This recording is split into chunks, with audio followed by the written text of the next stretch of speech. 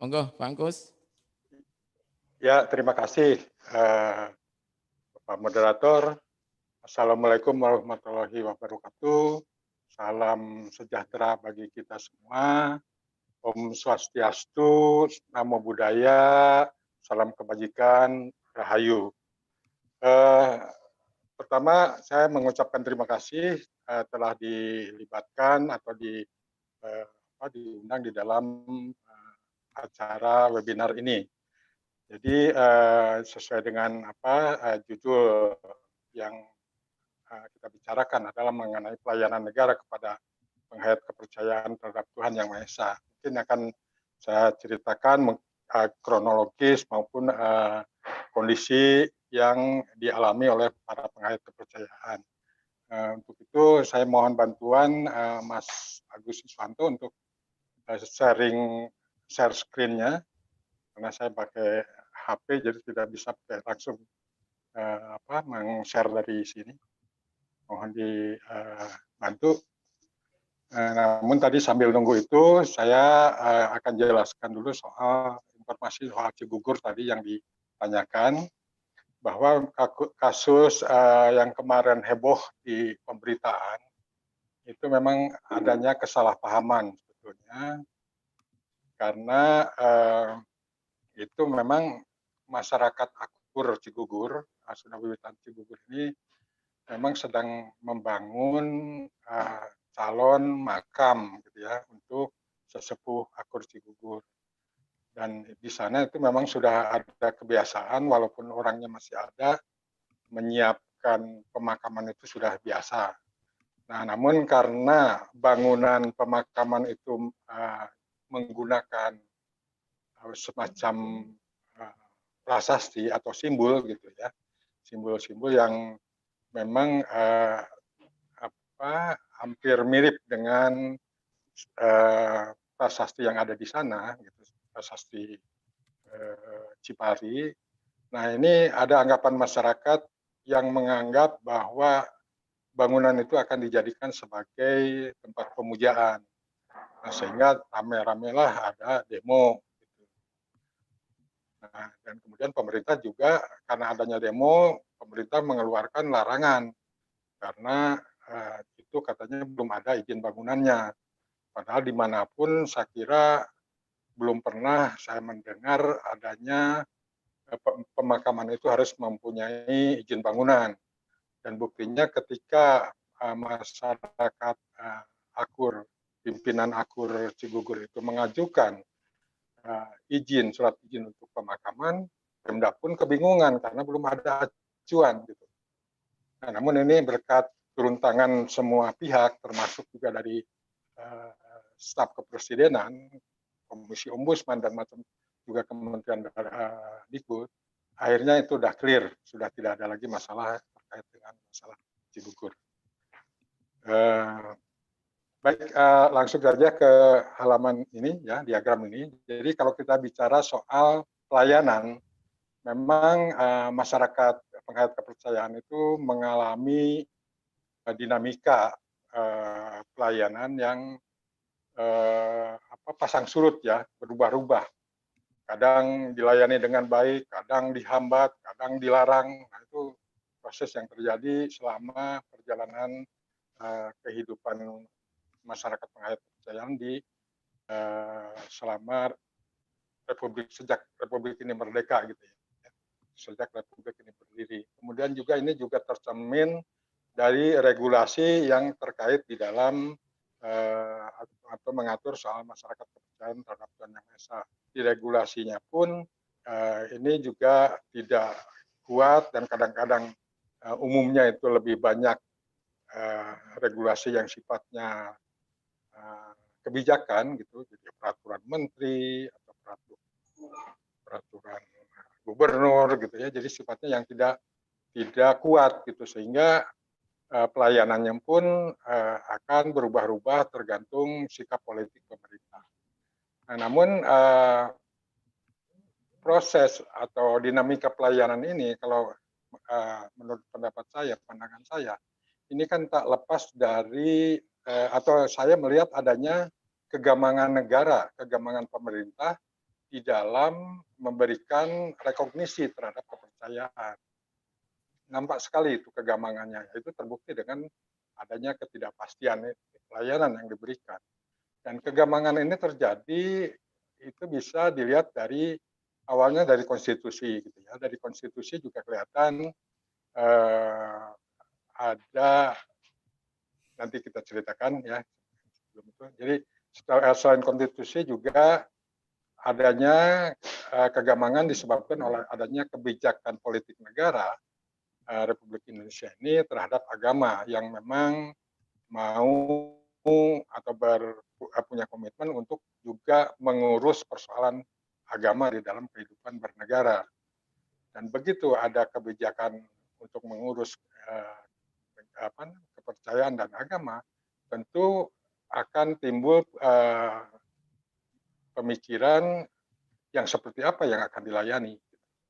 Apakah semua agama, semua keyakinan atau tidak. Nah, itu akibat itulah yang timbul kegamangan karena sampai sekarang tidak ada kesepakatan mengenai definisi agama. Apa yang disebut dengan agama. Nah, selain itu kegamangan negara ini diakibatkan juga karena kompleksitas dan keberagaman dari kehidupan beragama di masyarakat kita, termasuk yang berkepercayaan. Karena itu terjadi akibat sejarah perjumpaan agama, agama Nusantara dan agama dunia yang sangat panjang. Nah, juga keagamaan lepas juga dari politisasi agama sejak masa kolonial. Nah, kita lihat di lembar berikut. Tolong di next. Di sini sejarah perkembangan agama kepercayaan di Indonesia ini tidak bisa disangkal bahwa jauh sebelum Hindu masuk ke Nusantara, kita tahu bahwa yang pertama masuk agama dunia ini adalah agama Hindu. Dari situs-situs yang ada di Nusantara ini, terbukti bahwa jauh sebelum Hindu masuk, masyarakat Indonesia ini sudah memiliki dan meyakini sistem kepercayaan terhadap Tuhan Yang Maha Esa. Terbukti dari adanya situs-situs yang umurnya jauh dari masuknya Hindu. Sebagai contoh, situs purbakala Gunung Padang, itu dari penelitian yang di zaman SBY itu sangat ramai, ini terbukti dari hasil penelitian karbon, itu yang tertua itu 20.000 tahun sebelum Masehi, dan yang paling muda itu usia bangunan itu 3.000 tahun sebelum Masehi. Nah, walaupun ini memang sejak SBY lengser, ini belum dilanjutkan proses penelitiannya, namun ini sudah membuktikan keberadaannya itu jauh sebelum itu. Kemudian juga kalau kita lihat ke Poso, daerah Sulawesi Tengah, di situ juga kita dapatkan situs megalitik Lorelindu. Di situ usianya antara 5.000 sampai 2.000 tahun sebelum Masehi. Itu jelas juga sebelum Hindu. Lanjut di situs arkeologi Kuningan di Cipari. Ini juga usianya antara 1.000 sampai 500 tahun sebelum Masehi. Dan situs-situs ini jelas menunjukkan itu adalah simbol-simbol atau ada kaitannya dengan kehidupan beragama. Dan situs Cibedug juga ini belum diteliti kapan usianya, juga ada situs megalitik Batu Panjang di Panjalu Ciamis. Ini juga situs-situs kuno yang memang diyakini ini sebelum Hindu masuk sudah ada. Karena ciri-cirinya adalah khas Nusantara. Lanjut. Nah, kalau dilihat dari pada diagram ini, sejarah perjumpaan agama asli Nusantara memang di Prahindu ini jelas tadi sebagai ditunjukkan oleh bukti situs-situs bahwa leluhur kita telah beragama dan menjalankan perilaku hidup berdasarkan nilai luhur dan spiritual ketuhanan. Kemudian Hindu masuk, Buddha masuk. Nah, kehidupan beragama harmoni, damai. Kemudian masuknya Hindu Buddha ini meningkatkan dan melengkapi kemajuan kebudayaan nenek moyang kita. Dan di sini terjadi akulturasi, dan menurut Neil Murder juga ini terjadinya idiosinkretik antara Hindu Buddha dengan agama-agama leluhur Nusantara. Bahkan Kodes menyatakan walaupun Hindu Buddha ini masuk dan berinteraksi dengan agama-agama Nusantara, namun Hindu Buddha ini tidak mampu menggeser agama asli, melainkan hanya mengisi permukaan bagian luarnya saja, atau disebut dengan suprastratum menurut Kodes, atau untuk melengkapi sesuatu yang belum terdefinisikan. Jadi penggunaan frase-frase terminologi dari Hindu hanya untuk penamaan saja. Sedangkan artinya sama sekali tidak berubah, tetap bertahan dengan nilai-nilai agama asli itu menurut Kodes. Kemudian setelah Hindu Buddha masuk dan kehidupan tadi berjalan dengan percampuran, kemudian masuklah Islam. Di periode awal adalah periode Demak, kemudian Cirebon dan Banten. Nah, pada masa periode Demak, Cirebon, Banten ini, awalnya masuknya Islam itu dengan damai gitu ya. Namun lama-kelamaan ini berakhir juga dengan adanya kekerasan, karena sebagaimana diketahui Demak akhirnya menyerang Majapahit, kemudian di Jawa Barat Demak dan Cirebon itu menyerang Galuh, kemudian juga dengan Banten menyerang Pajajaran, sehingga kerajaan-kerajaan yang mencerminkan tadi sinkretik antara Hindu Buddha dengan ajaran leluhur Nusantara ini menjadi habis di khususnya di Jawa Barat. Kalau di Jawa Tengah masih bertahan, kita lihat di Islam periode Mataram. Nah, setelah Demak berakhir, kemudian Pak Ajang, kemudian kan ke Mataram. Nah, di masa Mataram inilah kerajaan atau kesultanan ini mengalami juga masa keemasan. Namun di masa Mataram ini juga penuh dengan kekacauan politik dan konflik antara agama Islam dengan agama Jawa. Dan di situ konflik sering terjadi, kemudian juga terjadi usaha kompromi, dan di antara upaya-upaya yang dilakukan kita ada peristiwa-peristiwa besar, misalnya di zaman Sultan Agung ini terjadi adanya satu upaya mendamaikan atau kompromi antara Islam dengan Jawa gitu. Kemudian itu pun tidak berkelanjutan, ada pasang surutnya juga, karena begitu zaman Amangkurat I justru nilai Jawa itu yang muncul lagi.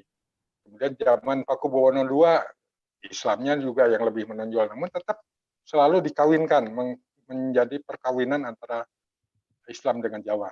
Kemudian juga di selama masa Mangkunegara IV juga itu terjadi penguatan dari nilai-nilai Jawanya. Dan ini menurut Rickleb di zaman itu terjadi semacam sintesis mistik gitu.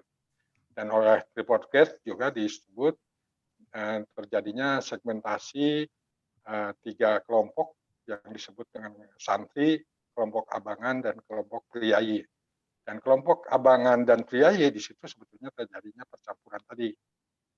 Nah, kemudian inilah perjalanan panjang inilah yang mengakibatkan adanya keberagaman dan kompleksitas dari masyarakat beragama di Indonesia. Dan ini terbawa setelah di masa Republik.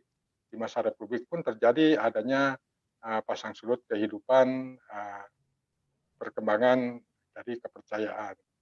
Nah, kemudian di sini kelihatan ada kegambangan negara tadi saya sebutkan, karena kalau masyarakat agama atau Islam yang mengambil nilai-nilai lokal Jawa, nilai-nilai lokal Sunda, atau mungkin di NTT daerah timur misalnya dengan antara Kristen dengan nilai-nilai lokal, tapi identitasnya Islam atau identitasnya Kristen atau identitasnya seperti Bali itu identitasnya Hindu, padahal muatan yang di dalam kehidupannya itu banyak lokalnya, itu mereka tidak menjadi masalah. Tapi begitu masyarakat yang mengaku identitasnya sebagai penghayat atau penganut ajaran agama lokal, di sini tidak ada pengakuan oleh negara.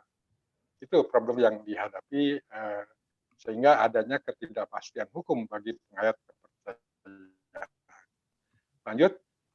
Nah, di gambar berikut ini di sini terjadi sebetulnya bisa digambarkan bahwa agama Nusantara ada, kemudian terjadi masuknya agama-agama dunia.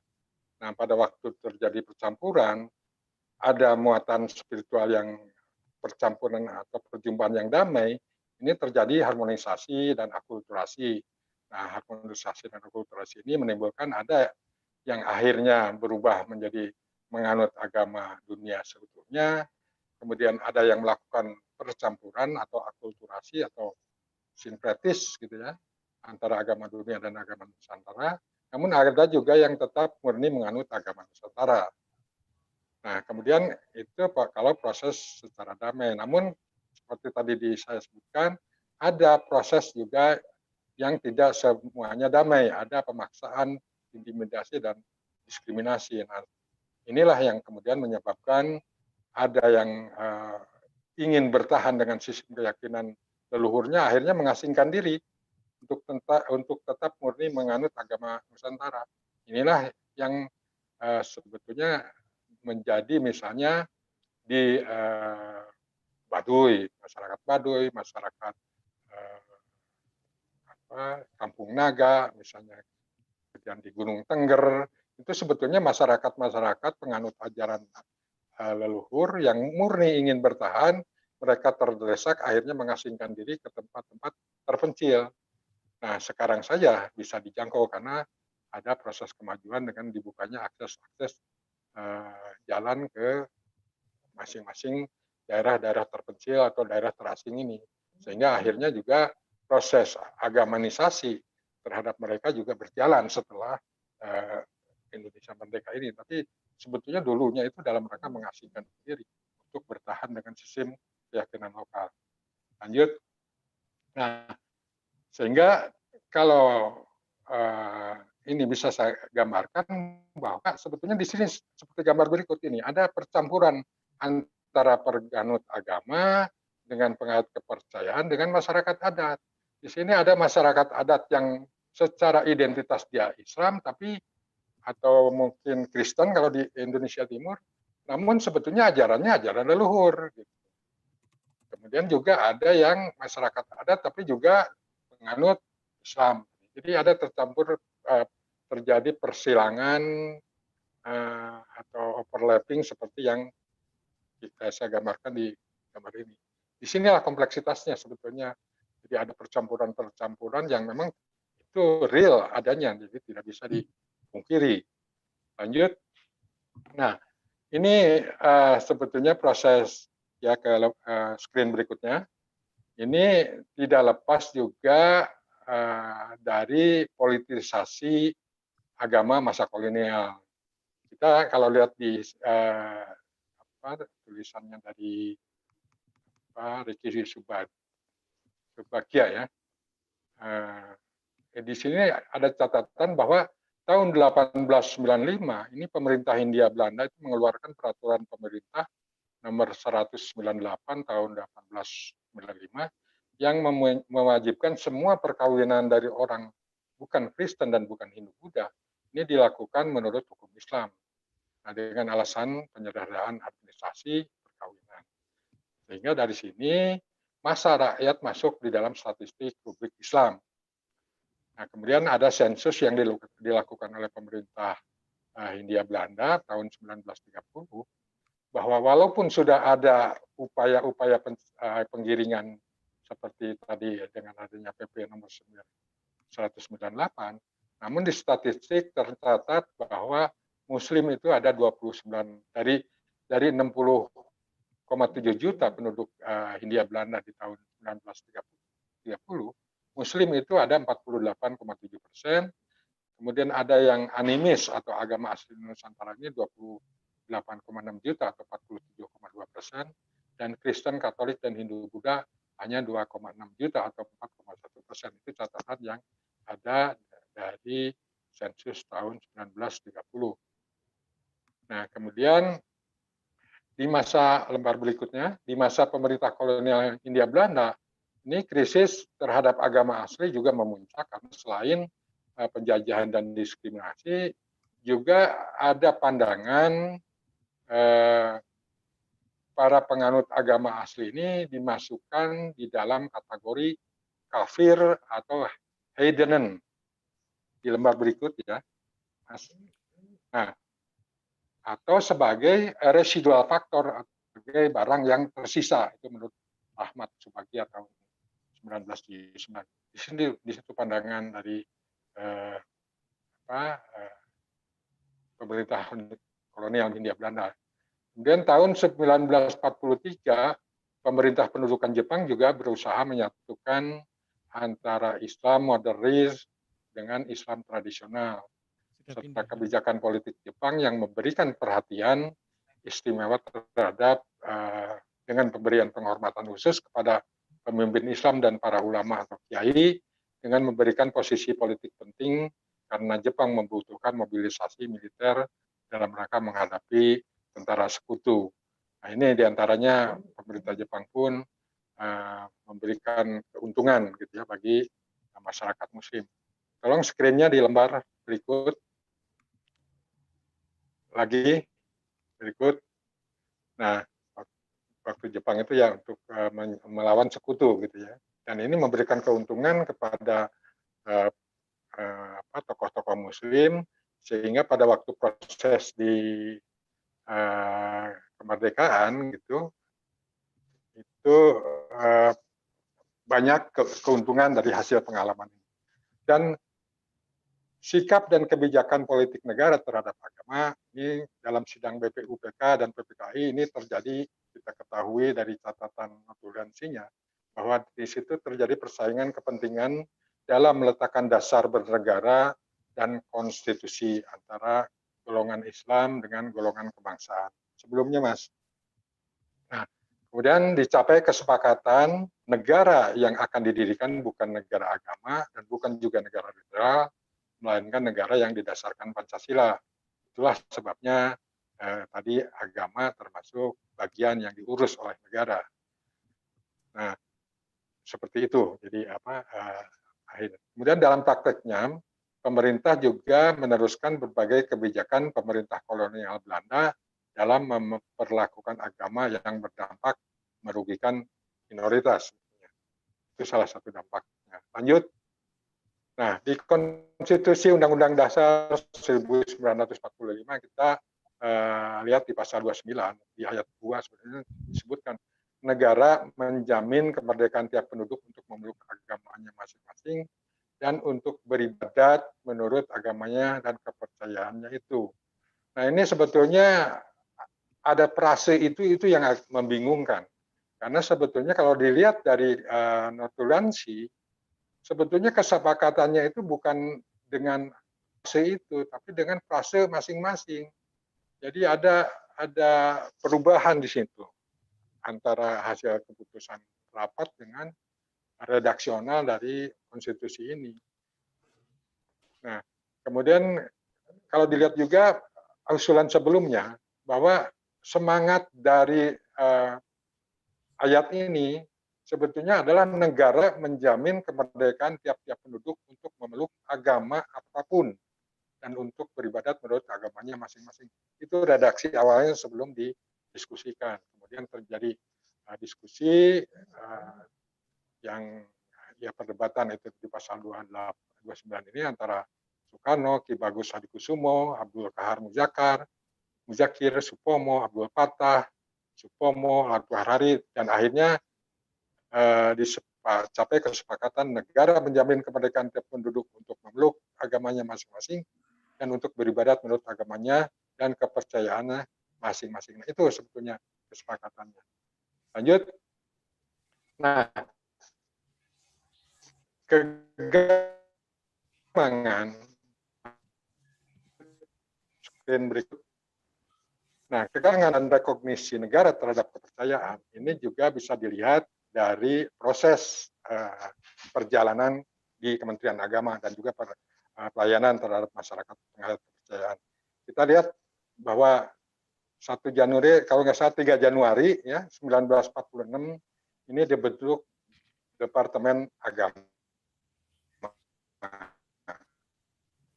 Namun ketika departemen ini dibentuk, yang dianggap atau diakomodasi sebagai agama adalah hanya Islam dan Kristen saja. Di dalamnya tentu Katolik. Nah, kemudian tahun 1952, sejak terbentuk DEPAG, Hindu memperjuangkan untuk pengakuan sebagai agama. Nah, 1952, Pemda Bali membentuk Kantor Dinas Urusan Agama Otonomi Khusus melayani Hindu Bali di 1952. Jadi belum dianggap atau belum diakui sebagai agama. Nah, kemudian tahun 1953, ini koleksi 1952, juga Menag mengajukan definisi agama. Namun itu dalam simposium gitu ya, diajukan oleh Menteri Agama. Namun definisi yang diusulkan ini ditolak oleh pemeluk Hindu Bali, sehingga usulan ini dicabut kembali dan dibatalkan. Nah, kemudian di tahun 1960, setelah perjuangan selama 8 tahun, akhirnya Hindu Bali secara resmi diakui sebagai agama dan masuk di maaf, agama. Angkus, Ya, untuk bisa dipersingkat Pak Angkus ya, ya. waktunya. Ya, ini supaya utuh pemahamannya kan gitu. Oh, Nji. Jadi kemudian Buddha sendiri ini berjuang sejak 1958, baru tahun 1966 diakui sebagai agama. Dan Konghucu walaupun ada di PNPS tahun 65, tapi kan tahun 2000 baru diakui. Nah, pelayanan terhadap penghayat kepercayaan itu juga pernah dilayani oleh DEPAG. Jadi antara 1973 sampai 1978 itu dilayani oleh DEPAG karena adanya GBHN yang menyebutkan kepercayaan itu juga bagian dari agama. Itu yang pertama dilayani oleh Kanwil DEPAG provinsi itu dari 73 ke 75, sedangkan dari 75 ke 78 ini dilayani oleh Subbag TU DEPAG. Namun di 78 keluar Kepres yang menyatakan bahwa kepercayaan bukan agama, sehingga dan hanya dianggap sebagai budaya spiritual, sehingga pembinaan kepercayaan di tahun 1978 itu masuk di dalam binaan Dirjen Kebudayaan, Kementerian Pendidikan dan Kebudayaan. Pernah ke pendidikan ke Kementerian Kebudayaan dan Pariwisata, karena masuk di dalam kebudayaan, jadi di mana kebudayaan Dirjen Kebudayaan itu, disitulah kepercayaan dibina.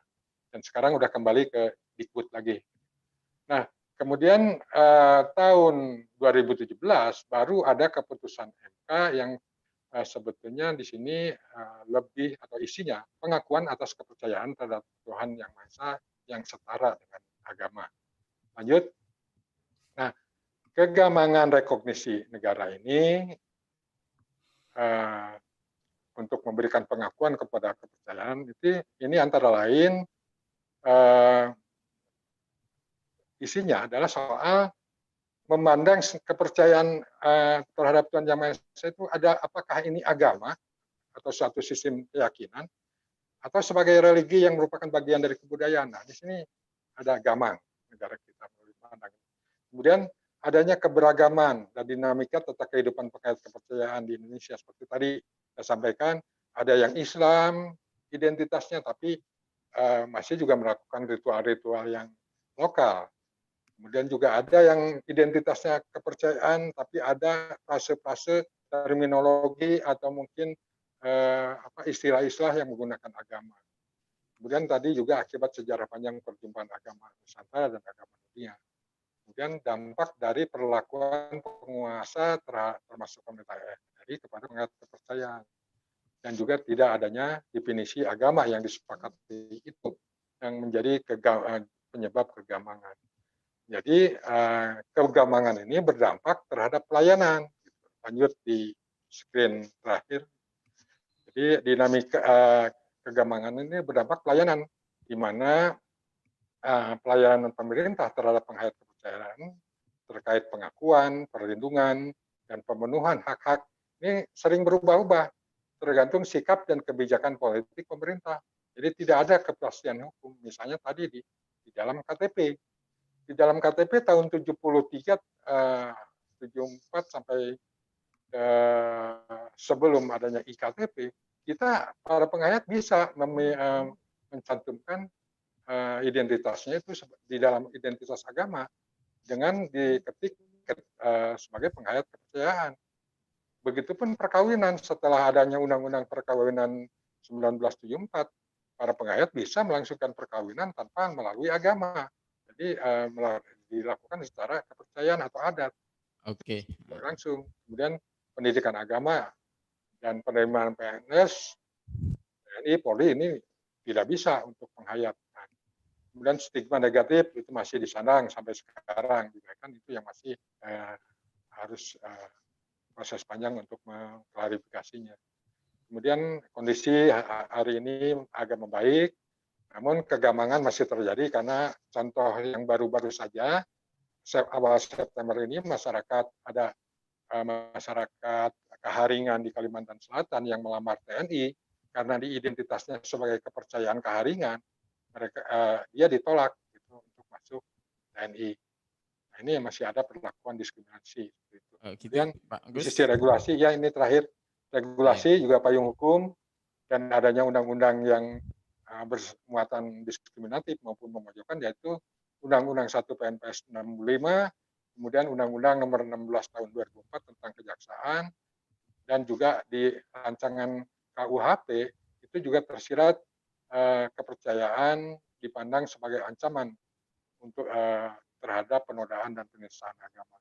Jadi itu barangkali yang terjadi atau dialami oleh masyarakat penghayat kepercayaan. Jadi masih terasa ada ketidakadilan akibat kegamangan negara dalam memperlakukan dan mengakui eksistensi kepercayaan terhadap Tuhan Yang Maha Esa. Demikian saya kira. Terima kasih. Mohon maaf agak kepanjangan. Ya, terima kasih Pak Angkus Ruswana. Jadi dan terima kasih juga